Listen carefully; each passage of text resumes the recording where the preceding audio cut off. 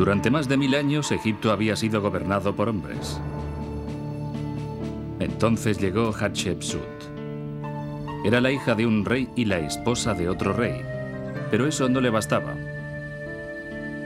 Esta es la historia de un logro increíble, de un deseo secreto y de una encendida ambición por ser rey.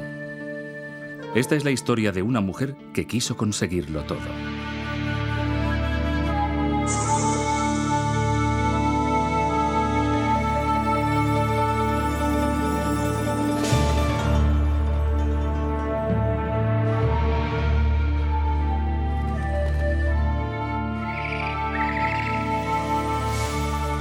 Los grandes egipcios.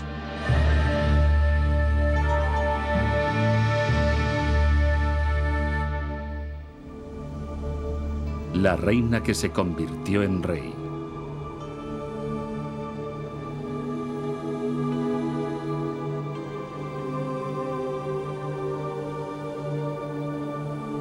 Hay un misterio acerca de Hatshepsut que empieza aquí, en el templo de Deir el-Bahari, situado en la orilla occidental del Nilo, frente a Tebas, la antigua capital de Egipto.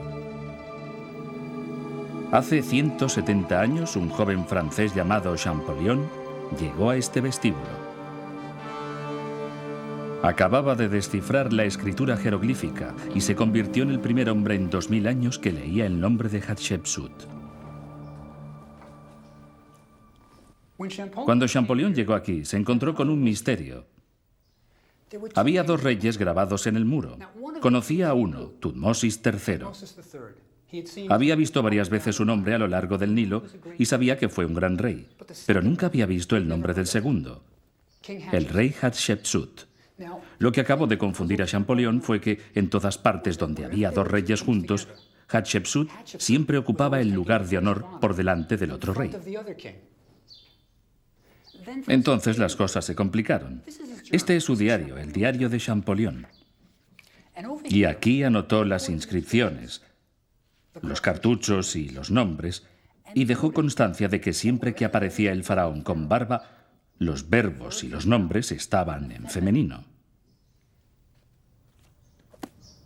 Ahí está Hatshepsut. Lleva la barba del faraón, y eso no es una minifalda. Es la falda de un rey de Egipto. Todo era muy confuso y Champollion nunca llegó a entenderlo. Los egiptólogos necesitaron 100 años más para conseguirlo. Hatshepsut, la reina de Egipto, había decidido llevar ropa de hombre y llamarse a sí misma faraón.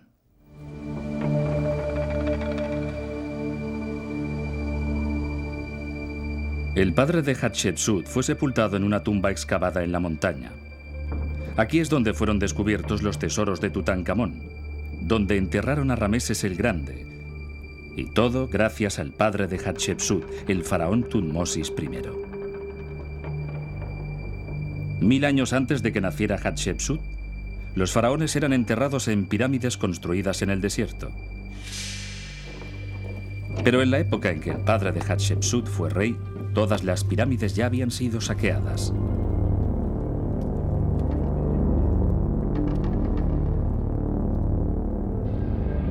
Egipto había pasado por periodos de desorden y anarquía, y entonces estaba recuperando la estabilidad.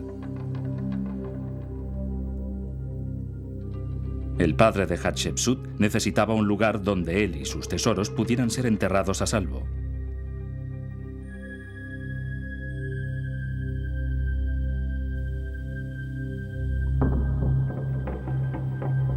Tutmosis se decidió por un paraje secreto en un remoto valle donde no crecía ni una hierba y nadie hubiera querido vivir nunca.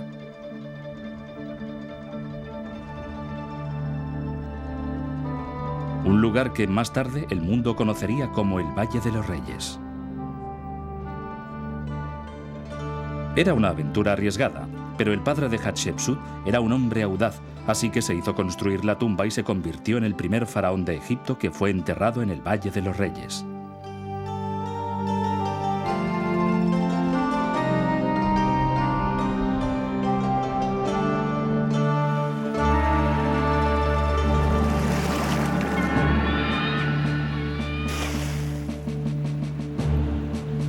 Tutmosis era un jefe militar sin miedo. En cuanto alcanzó el poder, dirigió una expedición al sur, al interior de Nubia, en el actual Sudán, para sofocar una rebelión.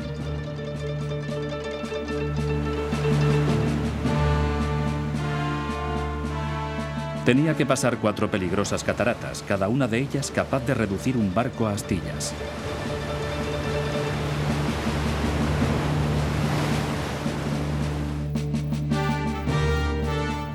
Sus tropas penetraron en Nubia más de lo que jamás lo habían hecho las de ningún otro faraón y derrotaron a una confederación de tribus locales. El padre de Hatshepsut era un hombre duro.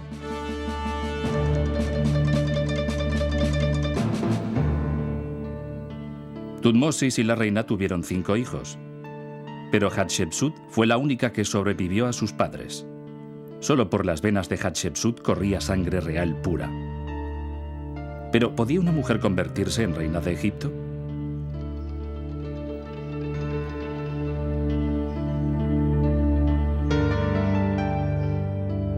Elegir un faraón era complicado y a menudo implicaba intrigas y luchas por el poder. Era el tipo de asunto que se decidía en los cerrados confines de un palacio construido con ladrillos de adobe. Esto es un palacio real, es un laberinto de pequeñas salas. Como el rey tenía varias esposas, necesitaba mucho espacio. Aquí está la sala del trono, es donde el rey celebraba las audiencias. Parece exageradamente pequeña, ¿verdad? Pero las paredes estaban hechas casi completamente con ladrillos de adobe, por lo que no podían sostener un techo demasiado grande. Más sorprendente era el cuarto de baño.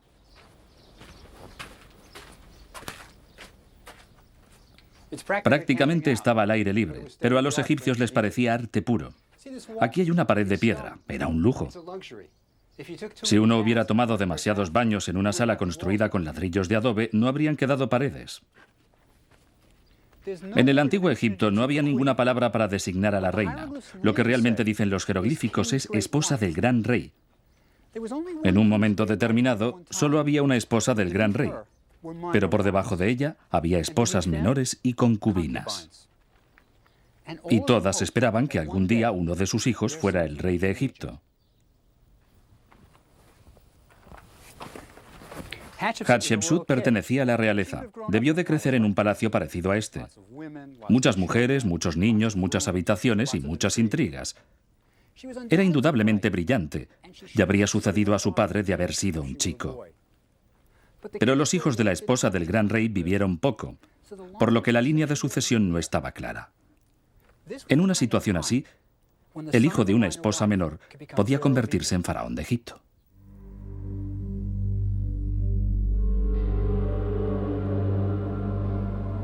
Cuando Hatshepsut tenía 12 años, su padre murió, dejando a la muchacha como única heredera real pura.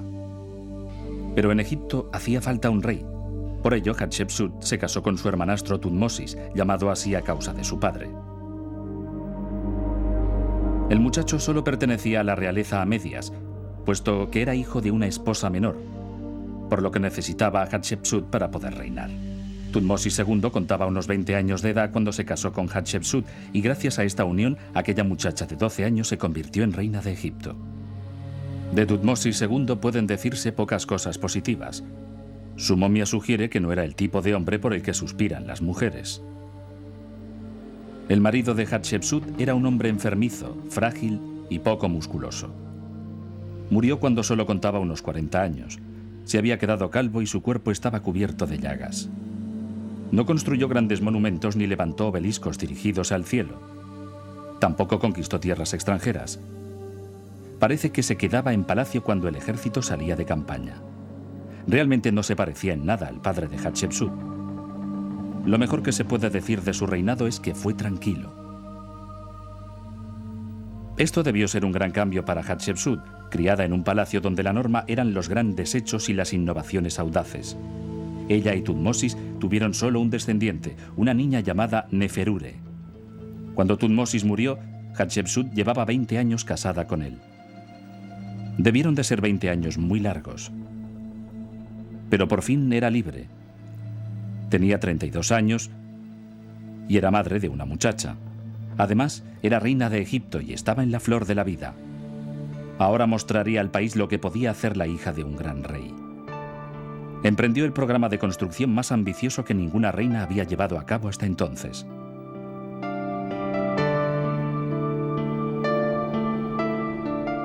Deir el-Bahari iba a ser el templo funerario de Hatshepsut, donde podría ser adorada después de su muerte. Ninguna reina se había hecho construir jamás nada igual. Egipto debió quedar sorprendido.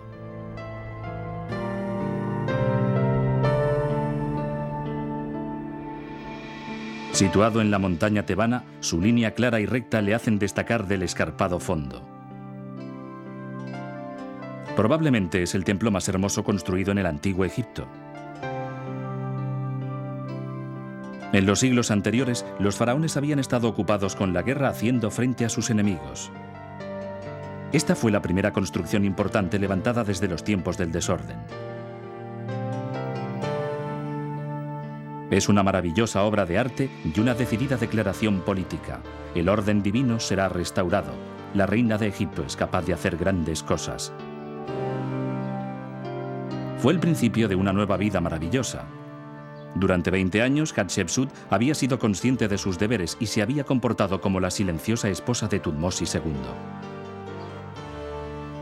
Pero había llegado el momento de liberar la energía heredada de su padre. Deir el-Bahari fue el aviso de lo que Hatshepsut preparaba. Una vez más, los talleres reales volvieron a producir esculturas oficiales del dirigente de Egipto. Sin embargo, las imágenes de Hatshepsut eran diferentes de las de sus predecesores masculinos. La mostraban delgada, con la nariz aguileña y las mejillas carnosas. Una mujer joven, fresca y viva. Durante los siguientes 1000 años, sus estatuas serían un modelo a seguir. Y los obeliscos que levantó figuran entre los grandes logros de la ingeniería del mundo antiguo.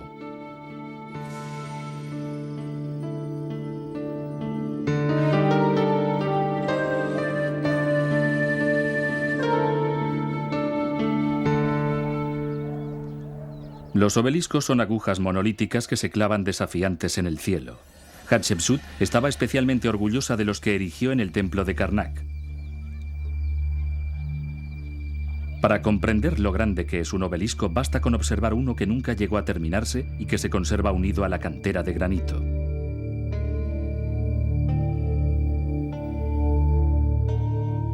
Todos los obeliscos egipcios fueron tallados en la misma cantera, situada en Asuán, a unos 250 kilómetros al sur de Tebas. El granito era la única piedra cuya dureza permitía esculpir unos monumentos tan altos. Este pequeño pesa tanto como 3 jumbos. Extraer un obelisco de la cantera era una proeza increíble. Aún podemos ver los canales donde los obreros trabajaban durante meses para separar el bloque de la cantera. Los 2 obeliscos levantados por Hatshepsut se completaron en tan solo 7 meses, y la reina dejó constancia de su transporte hasta el templo de Karnak en los muros de Deir el-Bahari. Los obeliscos se trasladaban sobre trineos hasta la orilla del río y se colocaban en una barcaza. Debía de ser un espectáculo increíble. Pero una vez en Karnak, los obeliscos tenían que ponerse en posición vertical y eso no era fácil. Medían unos 32 metros de altura y pesaban 350 toneladas cada uno. No hay datos escritos sobre la forma como los egipcios levantaban los obeliscos. La teoría actual es que los deslizaban por un plano inclinado hasta que caían sobre una gran base de granito. El obelisco se levantaba al entrar en contacto con una ranura hecha en la base y luego lo acababan de levantar mediante cuerdas. Una vez alcanzada la vertical, no era necesario nada para fijarlo. Aunque resulte sorprendente, lo único que mantiene un obelisco unido a la base es su perfecto equilibrio. En sus obeliscos, Hatshepsut escribió estas palabras. Los hizo ella como homenaje a su padre Amón, señor de Tebas, que domina Karnak. Construyó para él 2 grandes obeliscos de granito imperecedero del sur. Sus cúspides de electrón, el mejor de cualquier país, son visibles desde ambos lados del río. Hatshepsut tenía motivos para estar orgullosa. En el siglo XIX, Egipto proporcionó obeliscos a Francia, Inglaterra y América. Pero había una condición: tenían que ir a buscarlos. Y como todos tuvieron ocasión de comprobar, no era fácil mover un obelisco. Los americanos se vieron obligados a afrontar tremendos problemas para transportar su obelisco a Nueva York. En Egipto tuvieron que abrir la quilla de un vapor postal y deslizar el obelisco en el interior para zarpar después hacia América.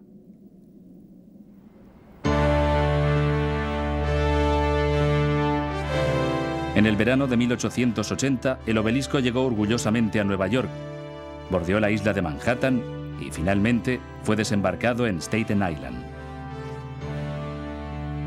A continuación fue trasladado a una barcaza y llevado por el río Hudson hasta la calle 96.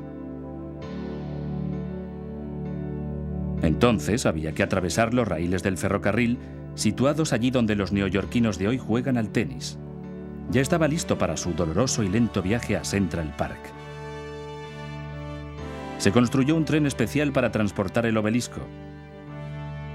Avanzó por las vías mediante una máquina de vapor. El obelisco se desplazó por las calles de Nueva York a una velocidad que apenas superaba los 30 metros al día.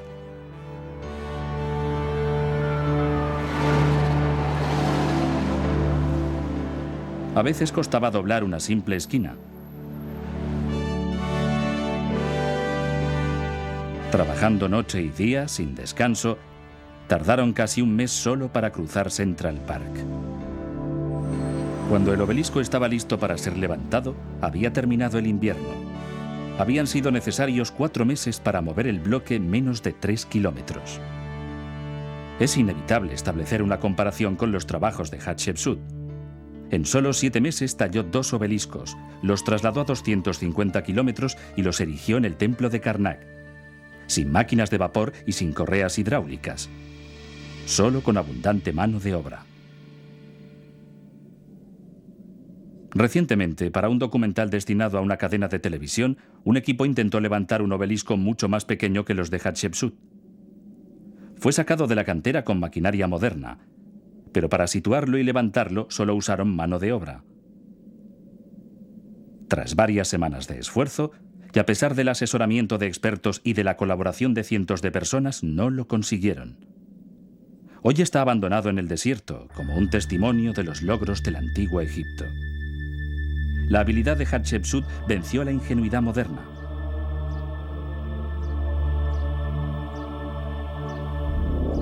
El obelisco definitivo de Hatshepsut es el que quedó inacabado en la cantera de Asuán. Pesa casi 1000 toneladas, 3 veces más que los otros obeliscos. Pero ello no amedrentó a la reina. Confiaba que podría tallarlo, trasladarlo y levantarlo. Pero se partió mientras los obreros lo estaban separando de la roca y tuvo que ser abandonado. No falló la tecnología de Hatshepsut, sino el granito.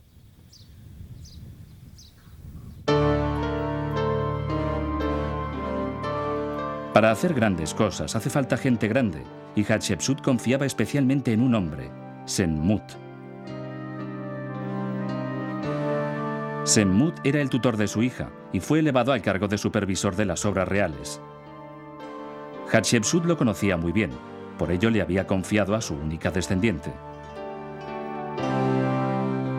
El buen servicio que Senmut prestó a Hatshepsut fue generosamente recompensado. Había nacido plebeyo, pero alcanzó los más altos cargos del país.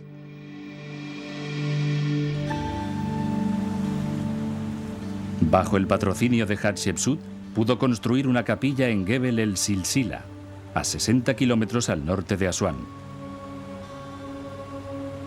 Gebel el Silsila siempre ha sido un lugar especial. Su nombre significa montaña de la cadena, y según la leyenda, en la Edad Media los egipcios sujetaron a un gran bloque de piedra de la orilla una cadena que atravesaba el Nilo para evitar que pasaran los barcos.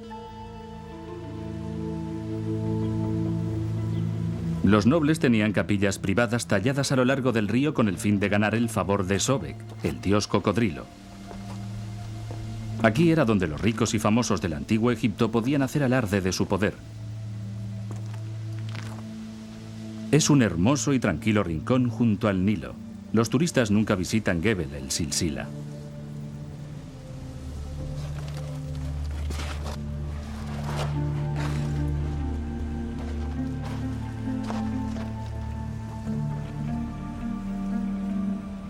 Para construir capillas como estas hacía falta mucho dinero. Y aquí, entre la élite de Egipto, Semmut tenía la suya. Pero hay que fijarse mucho para encontrarla. Desde la orilla del río no se ve. Está enclavada en un abrupto precipicio, pero tiene una bella vista sobre el Nilo. A Semmut le gustaban mucho las vistas. No queda gran cosa de las inscripciones, solo una parte de los títulos de Semmut, suficiente para identificar al personaje. Semmut era un valor en alza en la corte. Egipto prosperó bajo el reinado de Hatshepsut, pero se vislumbraba una nube negra en el horizonte. El difunto esposo de la reina había tenido un hijo con una esposa menor. El hijastro de Hatshepsut, Tutmosis III, que tomó el nombre de su padre, era el heredero del trono. Mientras fue joven, parecía natural que Hatshepsut gobernara en su lugar como regente. Pero iba haciéndose mayor, y la tradición exigía que Egipto tuviera un rey. El poder de Hatshepsut estaba a punto de desvanecerse. Imaginemos lo que debió pasar por la cabeza de Hatshepsut. Durante 20 años había soportado un matrimonio en el que simplemente era la esposa del rey. Después, durante 7 gloriosos años, había gobernado sola, haciendo grandes cosas. Debió de encantarle.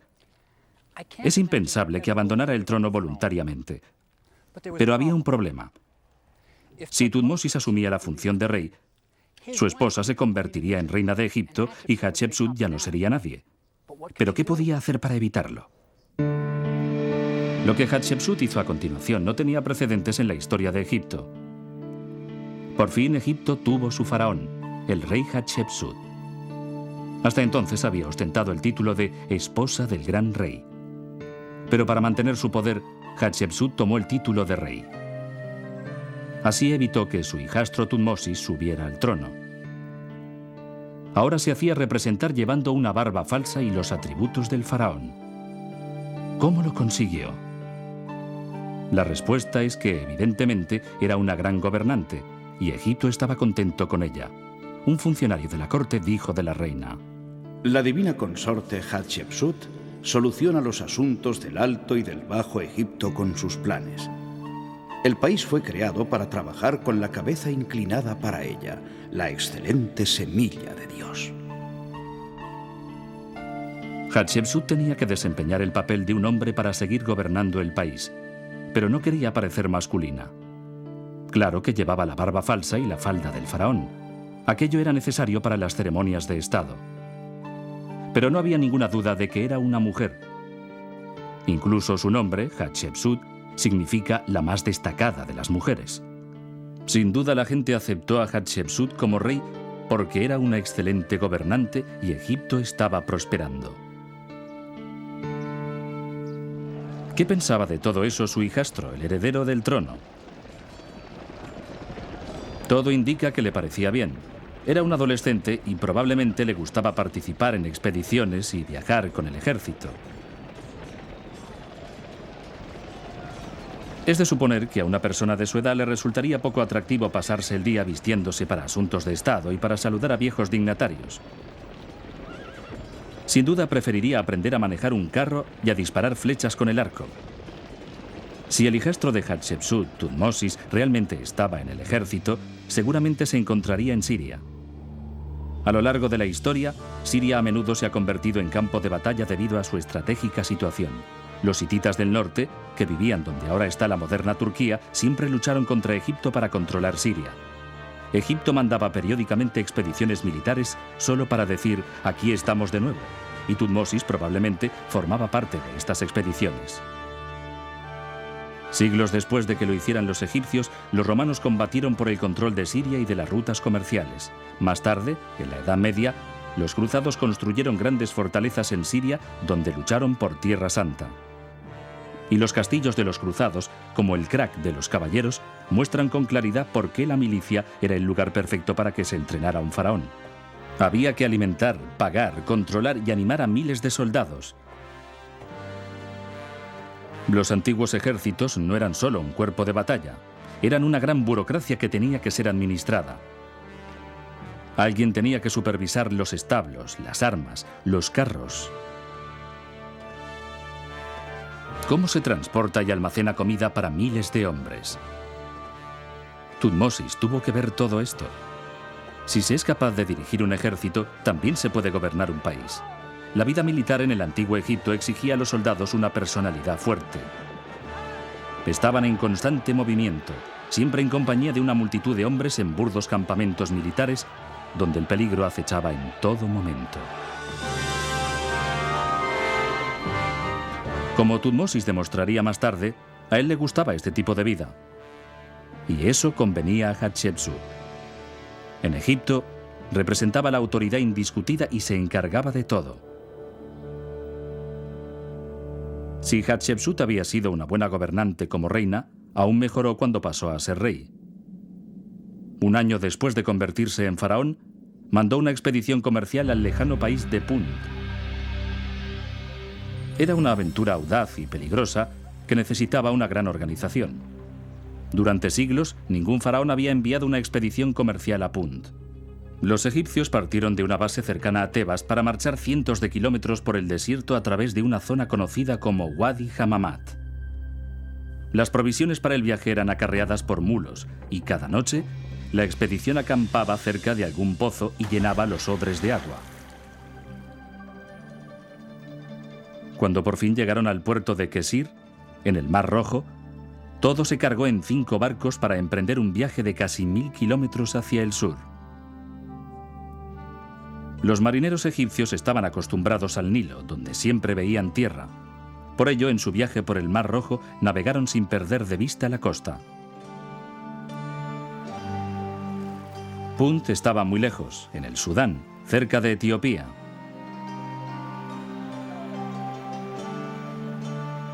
La expedición era una gran aventura y Hatshepsut dejó constancia de todo en los muros de su templo. Cuando los barcos llegaron, fueron saludados por la reina de Punt, que se representó como una mujer muy obesa. Los habitantes de Punt vivían en casas con tejados de paja, levantadas sobre pilotes. Era algo exótico, incluso para los egipcios de entonces. Hay que tener en cuenta que los egipcios llevaban siglos sin comerciar con Punt. Esta es la primera representación que conocemos de la vida tribal africana. Parece que las transacciones fueron muy bien. Los barcos regresaron cargados de incienso y también trajeron diversos árboles con las raíces cuidadosamente envueltas y protegidas por cestas.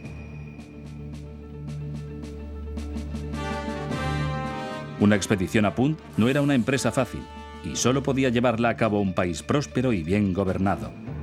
Pero así era el Egipto de Hatshepsut.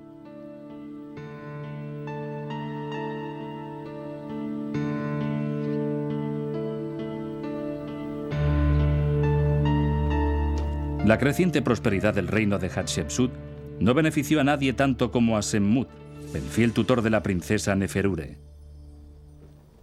Ya había sido ascendido a supervisor de los trabajos reales, y cuando Hatshepsut se convirtió en rey, Semmut obtuvo permiso para empezar a construir su propia tumba en lo alto de una colina con una preciosa vista sobre la llanura y el río.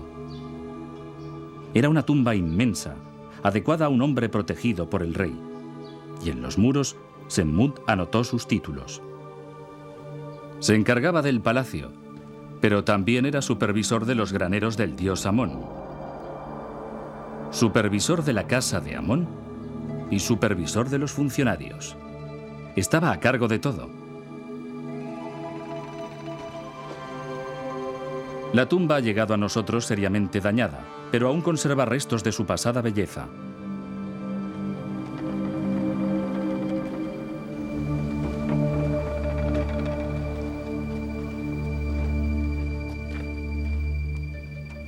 En su interior hay varias cuevas, alguna de las cuales Semmut tal vez intentó usar para su enterramiento.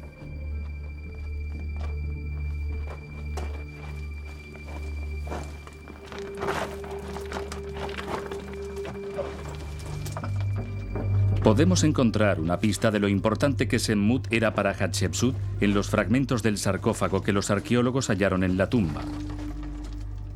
Igual que detectives, juntaron las piezas y descubrieron lo íntima que había sido la relación entre Semmut y Hatshepsut.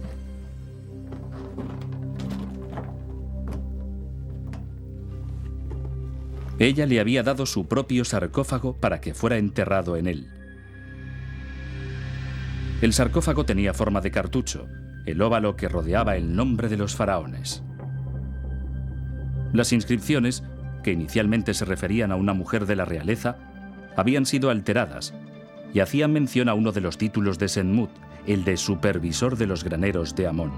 Hasta entonces, ningún plebeyo había sido enterrado en un sarcófago real. Senmut debió de ser muy especial para la reina.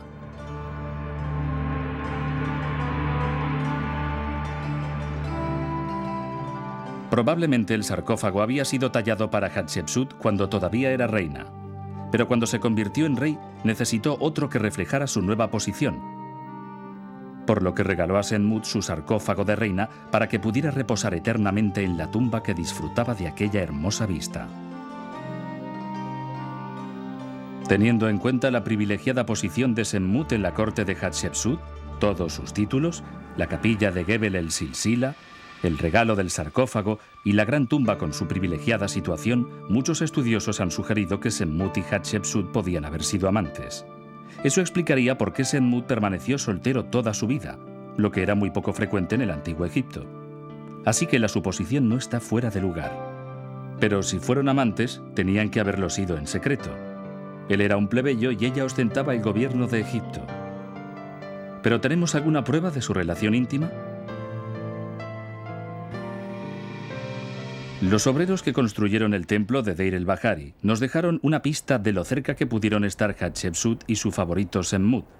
Los hombres trabajaban bajo los rayos del sol y después podían descansar en la sombra que proporcionaban las tumbas inacabadas que perforaban las colinas. Mientras daban cuenta de su comida, frecuentemente dibujaban en los muros. Parece que uno de los obreros no estaba contento con su patrón, Senmut, y dibujó una figura que lo representaba con su gorro de capataz haciendo el amor con una mujer que llevaba lo que parece ser el tocado del faraón. No solo lo sospechaban los obreros. Más de un egiptólogo ha sugerido que Hatshepsut y Senmut fueron amantes.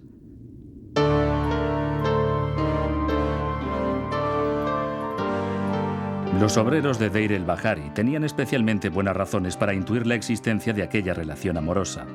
En el templo de Hatshepsut, Senmut aparece docenas de veces, generalmente adorando a Hatshepsut. Nunca ningún plebeyo ha aparecido tantas veces en los muros de un templo. Ciertamente, Senmut y Hatshepsut debieron de estar muy unidos.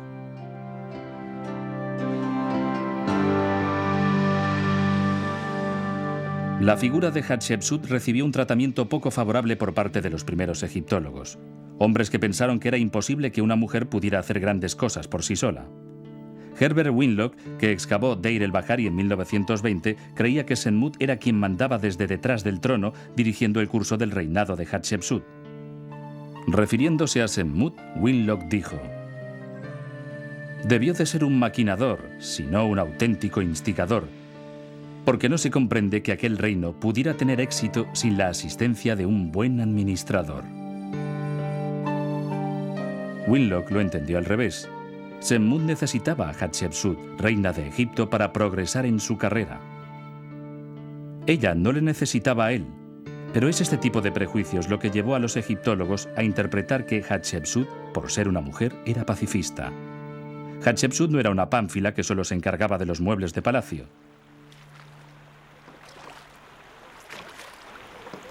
Incluso existen noticias de que se ponía al frente de su ejército en el campo de batalla.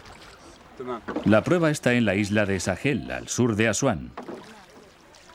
Sahel es un lugar apenas visitado. Gran parte del atractivo de ir allí es tomar el transbordador local. ¿Es usted maestra? ¿A qué se dedica? Trabajo en una compañía de seguros. ¿Seguros? ¿En serio? Sí, toda la vida.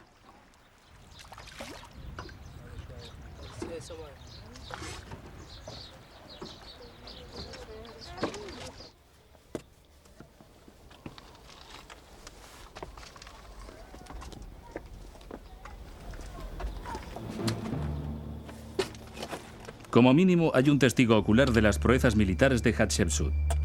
Se trata de uno de sus tesoreros, que fue a una campaña militar en Nubia, probablemente para controlar los gastos y el botín que conseguían. Al regresar, se paró en la isla de Sahel.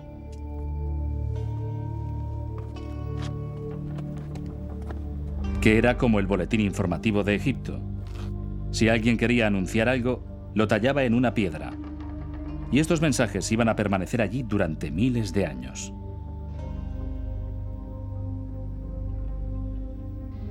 En fin, Ti, el tesorero, quedó tan impresionado por lo que vio hacer a Hatshepsut en Nubia que lo explicó en una piedra.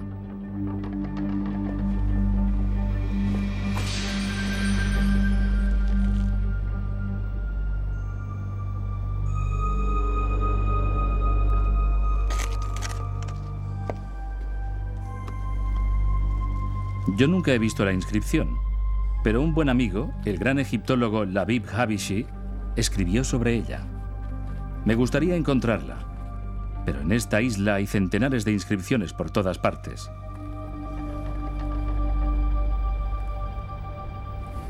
Esto no es lo que estoy buscando, pero es muy interesante. Es una inscripción sobre Hatshepsut, hecha por un hombre llamado Amenhotep. Aquí está su nombre.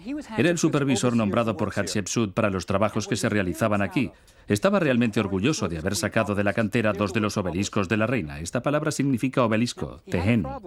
Pero tenía un problema. Hatshepsut era rey, a pesar de ser una mujer. Así que el pobre Amenhotep no estaba seguro de cómo referirse a ella. Por este motivo aquí pone que lo estimaba mucho. Quería ser políticamente correcto, pero no sabía cómo hacerlo.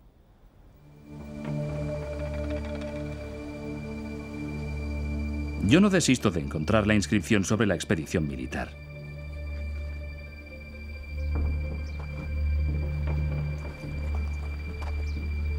De momento he pasado un día muy agradable viendo una infinidad de inscripciones.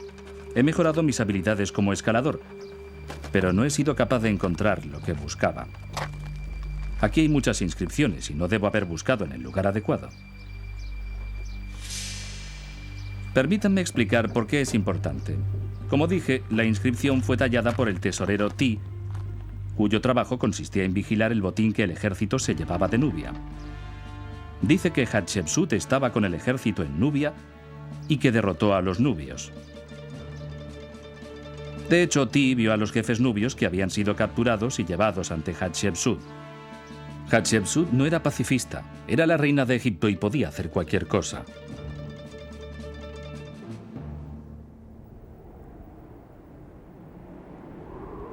Hacia el final de su reinado, Hatshepsut todavía concedió otro honor a Semmut. Le permitió construir una tumba junto al templo de Deir el-Bahari, que incluso sería mayor que la que ya tenía. Que la tumba de un plebeyo estuviera dentro de los límites de un templo real era algo extraordinario. Pero como hemos visto, Semmut no era un plebeyo cualquiera.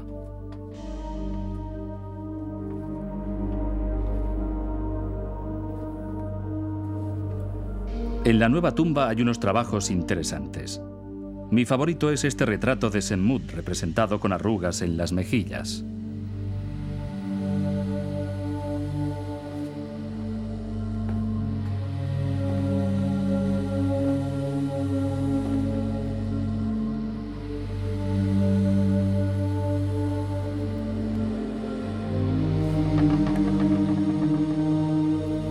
Este es el primer techo astronómico de la historia. Incluso están las constelaciones. Después de Semmut, los faraones del Valle de los Reyes lo copiarían. Es realmente bueno.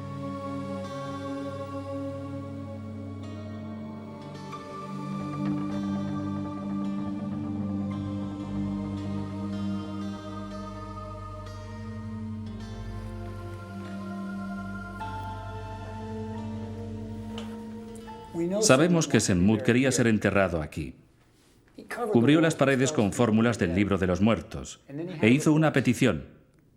Oh, tú que estás en el mundo de los vivos, seas escriba o sacerdote, recita las fórmulas mágicas para Semmut, el servidor de Amón.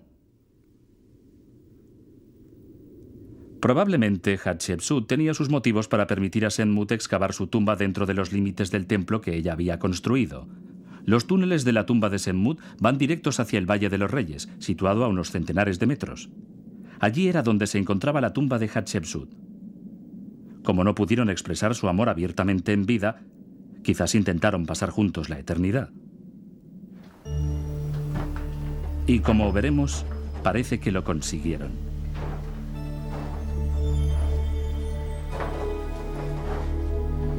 Semmud murió antes que Hatshepsut, y pocos años después ella se le unió en el más allá. Su tumba, al otro lado de las montañas, es una de las más extrañas del Valle de los Reyes.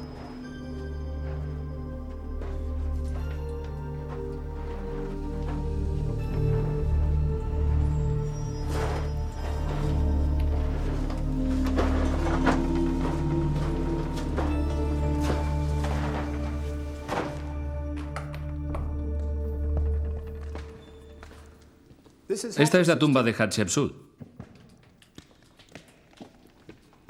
Aquí hay un montón de historia, antigua y moderna. Fue descubierta en 1903 por Howard Carter, unos 20 años antes de encontrar la tumba de Tutankamón. Pero cuando Carter la halló, esta tumba estaba llena de escombros arrastrados por las tormentas que ocasionalmente sacuden el Valle de los Reyes. Se habían endurecido tanto como el cemento y sus hombres tuvieron que trabajar con picos. Fue una de las excavaciones más difíciles de la historia del valle.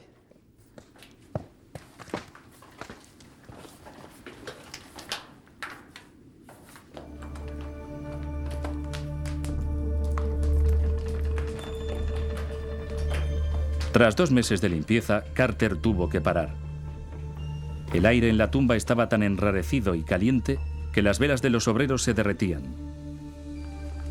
Finalmente trajeron luz eléctrica, algo realmente nuevo para la época.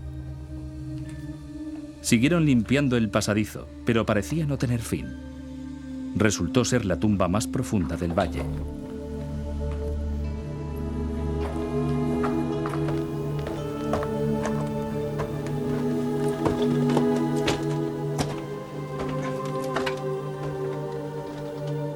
Cuando empezaron los trabajos, los obreros de Hatshepsut encontraron una piedra de mala calidad, inadecuada para tallar la decoración de los muros. Esto les obligó a continuar descendiendo, girando y girando en busca de piedra caliza de mejores características, pero nunca la encontraron.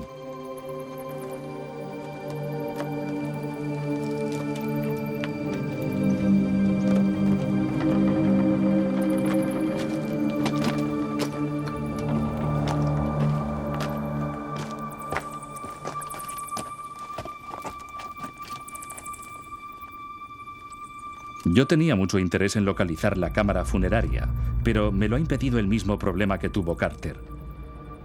Las lluvias recientes han arrastrado escombros hasta la tumba y han bloqueado la cámara.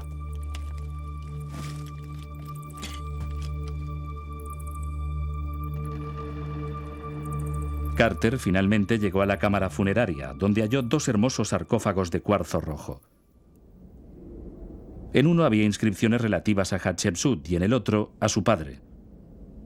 La reina había hecho abrir la tumba de Tutmosis I y había llevado la momia hasta la suya para enterrarla de nuevo. Tanto en la vida como en la muerte, Hatshepsut quería tener hombres fuertes a su lado. Tras la muerte de Hatshepsut, su hijastro, Tutmosis III, se convirtió por fin en faraón. Los años que estuvo en el ejército habían dado resultado. Fue uno de los mayores héroes militares de la historia de Egipto. Durante los 33 años que reinó, dirigió personalmente 17 campañas militares. Palestina y Siria fueron conquistadas, y Tutmosis se dirigió hacia el norte, cruzando el Éufrates hasta entrar en el actual Irak. El nuevo rey pudo realizar tamaños movimientos militares porque Hatshepsut había mantenido el ejército operativo. Heredó un país próspero y bien gobernado, y hubiera podido abandonar las armas y emprender la construcción de grandes monumentos que perpetuaran su gloria. Pero Tutmosis III no tenía mucho interés por construir. Parece que se sentía más cómodo liderando a su ejército y ello bien puede explicar su relación con Hatshepsut. Mientras ella reinaba, él era probablemente muy feliz haciendo vida militar.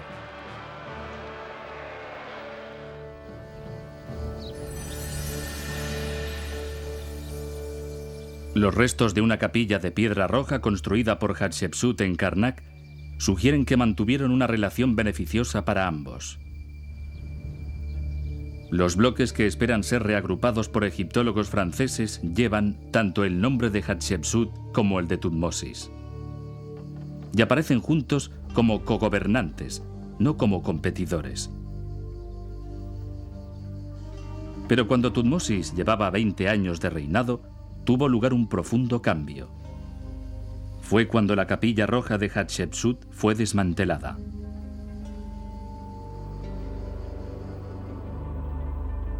El nombre de Hatshepsut fue borrado de todos los monumentos y sustituido por el de su padre, su marido o su sucesor. Cualquier hombre servía. La historia iba a ser escrita de nuevo. Fue como si Hatshepsut nunca hubiera existido. Se había decidido que en Egipto no podía haber reinado una mujer.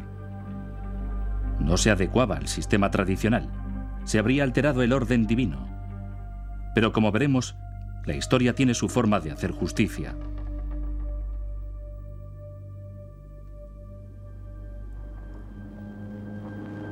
Hacia 1870 se produjo un descubrimiento arqueológico de gran importancia.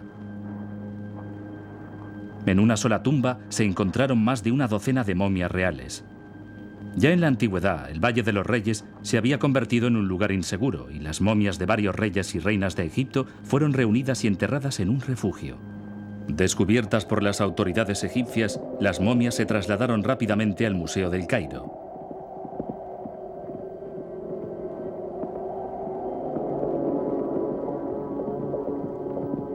En el refugio estaban las momias de Tutmosis I, II y III, de Rameses el Grande y de otros personajes notables.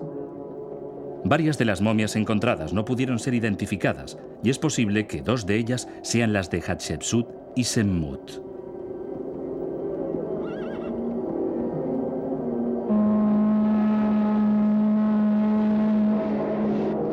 Entre los objetos hallados con las momias hay una caja con el cartucho de Hatshepsut tallado en ella.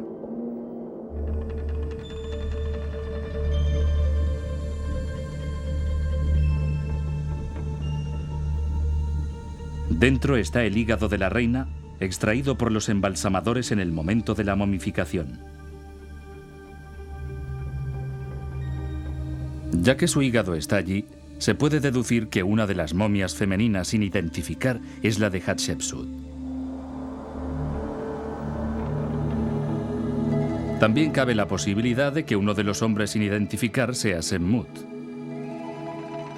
Sabemos qué aspecto tenía.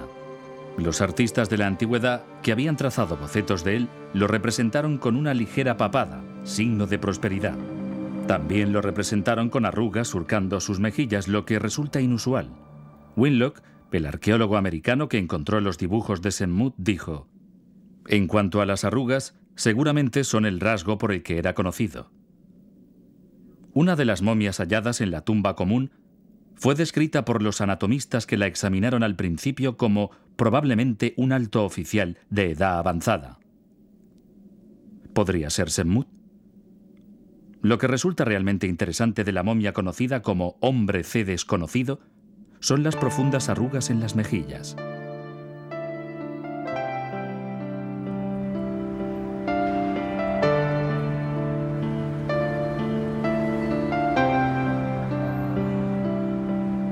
Me gusta pensar que, a pesar de los saqueos de tumbas y de los traslados de momias, Hatshepsut y Semmut puedan por fin reposar en el mismo depósito del Museo Egipcio del Cairo, más cerca el uno del otro de lo que nunca habían esperado estar.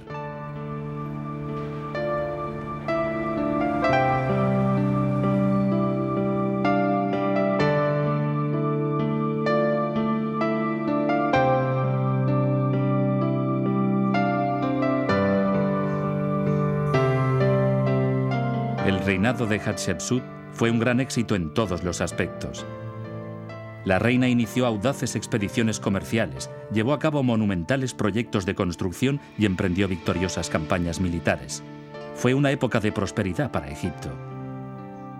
Sin embargo, el nombre de Hatshepsut fue posteriormente borrado por el mismo hombre que ella preparó para sucederle.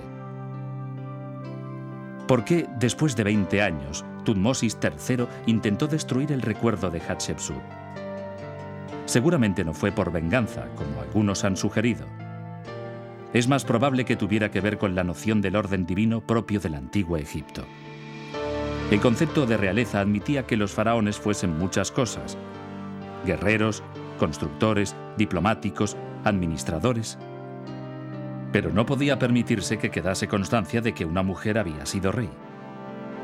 Parece que el único delito que cometió Hatshepsut para ser excluida de la lista de reyes de Egipto fue ser mujer. Pero no se puede soslayar a una gran mujer. Hoy, para ver el templo más hermoso de Egipto, hay que visitar el templo de Hatshepsut en Deir el-Bahari.